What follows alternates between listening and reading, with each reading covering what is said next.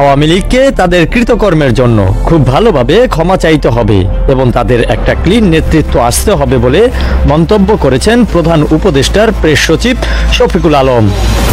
তিনি বলেন, রাজনীতিতে ফিরতে আওয়ামী লীগকে জুলাই আগস্ট হত্যাকাণ্ডের জন্য ক্ষমা চাইতে হবে।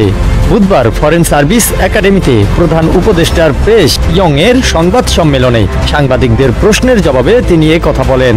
এদিকে বিভিন্ন দাবিতে ফেব্রুয়ারি মাসে হরতাল সহ 5টি কর্মসূচি ঘোষণা করেছে আওয়ামী লীগ। এ বিষয়ে সরকারের ভাবনা জানতে চাইলে প্রেস সচিব বলেন, আওয়ামী লীগের বিষয়ে সরকারের অবস্থান খুব স্পষ্ট। আওয়ামী লীগের শীর্ষ নেতৃত্ব জুলাই হত্যাকাণ্ডের সঙ্গে জড়িত। যতদিন না আওয়ামী লীগ ক্ষমা চাইছে, যতদিন না তাদের শীর্ষ নেতৃত্ব বিচারের আওতায় আসছে, যতদিন না তারা জবাবদিহির মধ্যে আসছে, ততদিন তাদের কোনো কর্মসূচি করতে দেওয়া হবে না। আওয়ামী লীগের শীর্ষ নেতৃত্ব জুলাই হত্যাকাণ্ডের সঙ্গে জড়িত জানিয়ে প্রেস সচিব বলেন, হিউম্যান রাইটস ওয়াচের প্রতিবেদনও এসেছে যে শেখ হাসিনা নিজেই গুম খুনের নির্দেশ দিয়েছেন। এত বড় একটা হত্যাকাণ্ড হলো, কিন্তু তাদের কোনো অনুশোচনা নেই, বরং তারা আরো মিথ্যা বলছে।